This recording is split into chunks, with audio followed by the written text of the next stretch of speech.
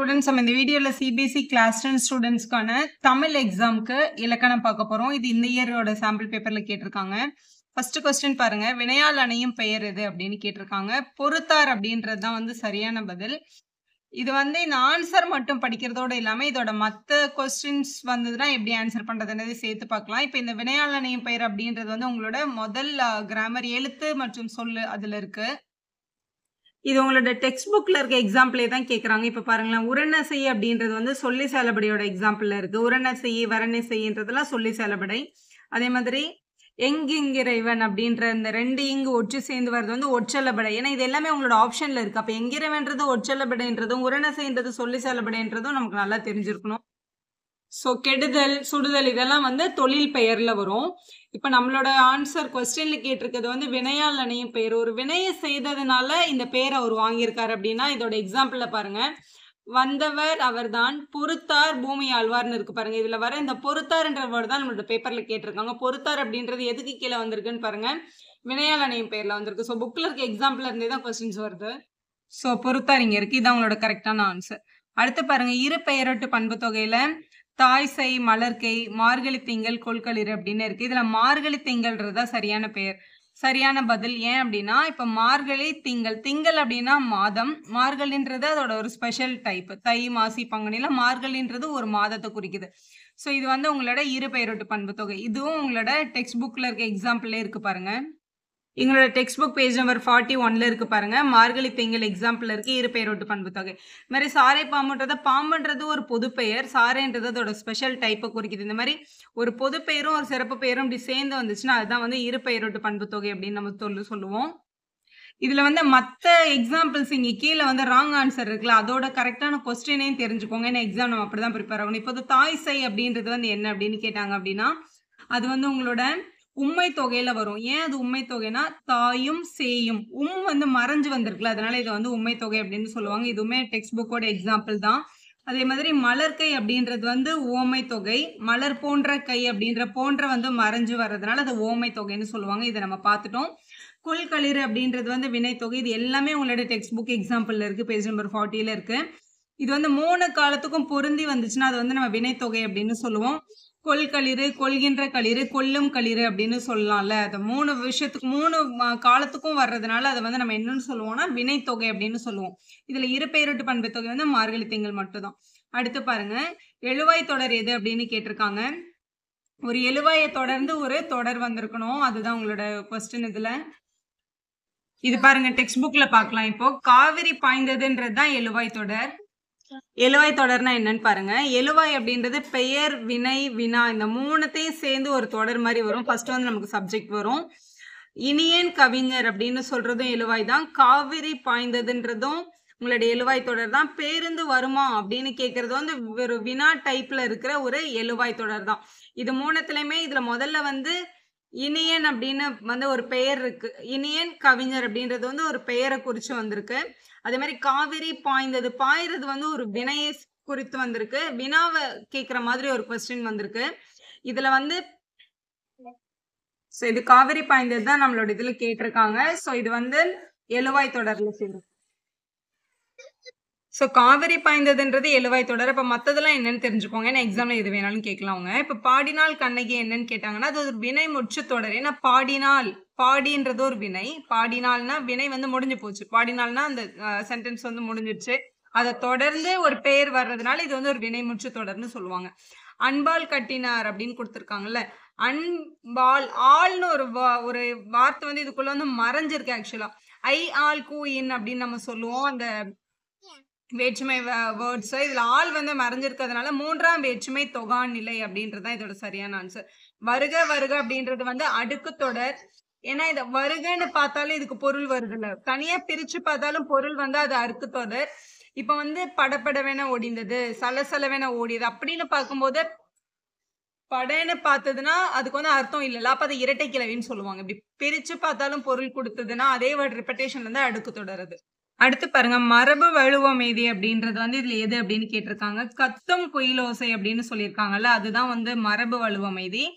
இது வந்து அக்செப்ட் பண்ணியிருக்காங்க. ஆனா இது வந்து குயில் வந்து கூவ தான் செய்யும். குயில் வந்து கத்தாது. இது வந்து தப்பா பொருந்தி இருக்கிறதுனால, இது வந்து மரபு வலுவமைதி அப்படின்னு சொல்லுவோம். இது உங்க டெக்ஸ்ட் புக்ல பேஜ் நம்பர் 91ல இருக்கு. இங்க பாருங்க. இது ஒரு மரபு வளையம். இதுல கத்தும் குயிலோசைன்னு ஒரு ஒரு செய்யுள் இருக்கு. இது பாரதியார் எழுதினது. குயில் வந்து எப்பவுமே கூவுன்றது அதோட மரபு. ஆனா அந்த மரப மாத்தி கத்தும் அப்படின்றத வந்து ஒரு வலு தான் அது. அது வந்து மிஸ்டேக் தான். ஆனா கவிதைன்றதுக்காக அத அக்செப்ட் பண்ணிக்கிறோம் இல்லையா? அதனால அது வந்து மரபு வலுவமைதி அப்படின்னு சொல்றாங்க. தப்பா இருந்தாலும் கவிதைக்காக அத அக்செப்ட் பண்ணிக்கிறாங்கல்ல, அது வந்து வலுவமைதி. ஸோ இது கத்தும் குயிலோசை வந்து மரபு வலுவமைதி கீழ தான் வருது. ஸோ இது கத்தும் குயிலோசை வந்து மரபு வலுவமைதின்னு பார்த்துட்டோம். இது மத்ததெல்லோட கரெக்ட் ஆன்சர் என்ன அப்படின்னு தெரிஞ்சுக்கோங்க. இப்ப வாடா கண்ணா அப்படின்னு ஒரு குழந்தைய பார்த்து கூப்பிடுறாங்க. அது ஒரு பெண் குழந்தையா இருந்தா கூட அத வாடா கண்ணா அப்படின்னு கூப்பிடுவாங்க. ஸோ இந்த கண்ணான்றது வந்து அந்த பால் வந்து சரியா பொருந்தாம கூட இருக்கு. ஸோ அதனால இது வந்து பால் வலுவமைதின்னு சொல்றோம். என் அம்மை வந்தாள் அப்படின்னு சொல்லியிருக்காங்க. இதுல வந்து வந்தாள் அப்படின்றது வந்து மனுஷங்கள பெண்கள குறிப்பிடுற வந்தாள் அப்படின்றது. இதுல அம்மை வந்தாள் அப்படின்றது ஒரு பசுவ வந்து குறிப்பிட்டு சொல்லியிருக்காங்க. ஸோ இது வந்து திணை வந்து வலுதான். ஆனா அத நம்ம அக்செப்ட் பண்ணிக்கிறோம். மாடு வந்ததுன்னு சொல்ல மாட்டாங்க. என் அம்மை வந்துட்டாங்க அப்படின்னு சொல்லுவாங்க ஊர் சைட்லலாம். ஸோ அது வந்து திணை தான். ஆனா அது வந்து நம்ம அக்செப்ட் பண்ணிக்கிறோம். திணை வலுவமைதி அது. இந்த மாறன் ஒரு நாளும் பொய் கூற மாட்டான் அப்படின்னா, அந்த மாறன் அப்படின்றவரே அவர பத்தியே சொல்லிக்கிறார். அது ஒரு தன்னிலை தான். ஆனா இந்த மாறன் எப்போதும் பொய் சொல்ல மாட்டான். இன்னொருத்தர சொல்ற மாரி சொல்லியிருக்காங்கல்ல. அது வந்து ஒரு இடவலு. தன்னிலை பன்மை அப்படின்னு நம்ம சொல்லுவோம்ல. அதோட இந்த இடவத்தோட வலு அது. தன்ன தானே சொல்லிக்கிறது அது. இடவழுவம் இது. இதோட கம்ப்ளீட் வீடியோ நம்ம சேனல்ல அவைலபிளா இருக்கு. தேவைப்படுற ஸ்டூடண்ட் பார்த்துக்கோங்க. அடுத்து வந்து முல்லை நில கடவுள் யார் அப்படின்னு கேட்டிருக்காங்க. இதுக்கு உங்க புக்ல ஒரு ஒரு பிக் டேபிள் இருக்கு பாருங்க. இது உங்களோட பேஜ் நம்பர் 146ல இருக்கு. ஸோ 5 நிலங்களும் அவங்களோட தெய்வம், மக்கள், உணவு, விலங்கு, பூ எல்லாமே குடுத்துருக்காங்க. இது வந்து இப்ப நம்மளுக்கு கேட்டிருக்க கொஸ்டின் பேப்பர்ல வந்து முல்லை நிலத்தோட கடவுள் யார் அப்படின்னு கேட்டிருக்காங்க. ஸோ முல்லை நிலத்தோட கடவுள் வந்து திருமால் அப்படின்றது தான் சரியான பதில். குறிஞ்சி வந்து முருகன், மருதம் இந்திரன், நெய்தல் வருணன், பாலை வந்து கொற்றவை. இதுதான் உங்களோட கடவுளோட பெயர்கள். இதோட எல்லா நேம்ஸுமே அங்க இருக்கு. நமக்கு முல்லை தான் கேட்டாங்க. அதனால திருமால்னு எழுதியிருக்கணும். ஸோ இதுதான் கடவுளோட பெயர்களுக்கு கீழே நான் உங்களோட நிலங்களோட பெயரை எழுதியிருக்கேன். அதான் சரியானது. முல்லை வந்து திருமால் தான் கரெக்ட் ஆன்சர். அடுத்து பார்க்கலாம். கீழே வந்து கோடிட்ட இடங்களை நிரப்புக கேட்டிருக்காங்க. ஏதாவது 3 கொஸ்டினுக்கு ஆன்சர் பண்ணும். ஃபர்ஸ்ட் கொஸ்டின், அன்புடைய தலைவன் தலைவி இடையிலான உறவு நிலை பற்றி குறிப்பிடுவது புறத்திணையா, கைக்கிளையா, அகத்திணையா, பெருந்திணையா அப்படின்னு கேட்டிருக்காங்க. ஸோ அகத்திணை அப்படின்றது தான் சரியான பதில். உங்களோட தேர்ட் ஆப்ஷன்ல இருக்கு. ஸோ தலைவனுக்கும் தலைவிக்கும் நடுவுல இருக்கிற அந்த உறவு வந்து அகத்திணையில தான் வரும். வெளியில இருந்து தெரியாது.